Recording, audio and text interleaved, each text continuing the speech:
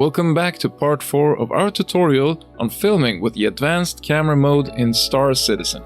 In this video I've gathered all the tips and tricks that I couldn't fit in the previous ones. Let's go. Number 1. Ground vehicles are great for lighting. The color of their different headlights range from blue to white to yellow, and you can use them to change the look of your shots. Or if you want to bring the ground vehicles with you, you can pack them in your cargo hold and go just about anywhere.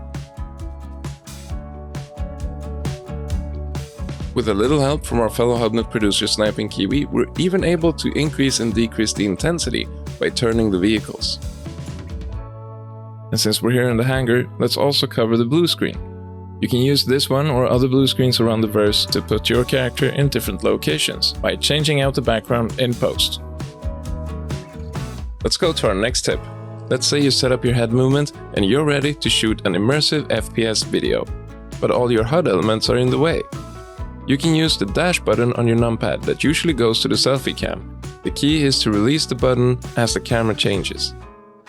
You get back to your first person view, but without the HUD elements, and they stay off until you press the button again.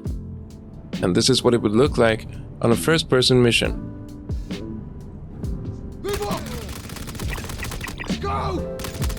Alright, so we talked about filming in a studio ship, but what if you want to use a ship for filming as a camera? Which one you pick is all dependent on the assignment.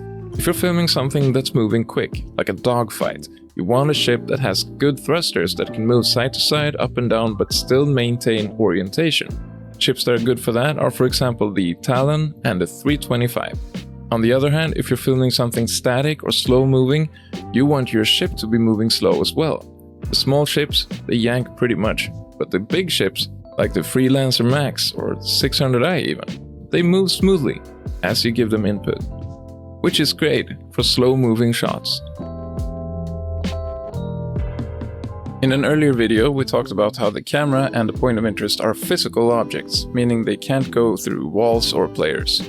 You can use that to your advantage by pinning the camera against a wall or a vehicle, and by rotating the camera while pinned to the wall, you get a rotating camera and a zoom at the same time.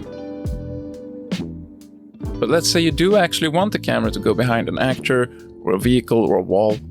There's a way to do that too. If you hold F4 and scroll the mouse wheel so far back that your camera hits a wall, that eliminates all the physicality of the objects in between your character and the camera, just by your camera hitting a back wall. This enables us to shoot shots that we usually only see in film, like sweeping over a conversation between two people, or a dramatic character reveal. And our last tip for making scenes more interesting: use more people. Sure, it takes a lot more time to film, but the scenes can become much more interesting using extras and stuff going on in the background. Now I know everyone doesn't have access to a filming crew, but you can still use the environment. NPCs are moving around and you have a lot of animated assets like fan blades or smoke from chimneys, stuff that's moving that gives the scene more life. But if you have at least one friend that you can trick into helping you film, use them to film scenes and camera angles that are otherwise impossible. Like here, SnipingKiwi is flying around in his 600i, and I'm just recording, but I'm recording from angles that are usually inaccessible, which makes the scene look like something we haven't seen before. And that about wraps up our 4-part dive into Star Citizen's advanced camera mode. But it's not the last piece of the puzzle. One of the most important pieces to telling stories in Star Citizen is mastering the FOIP technology. And in a few days, you'll have everything you need to know about FOIP right here. Where do we go?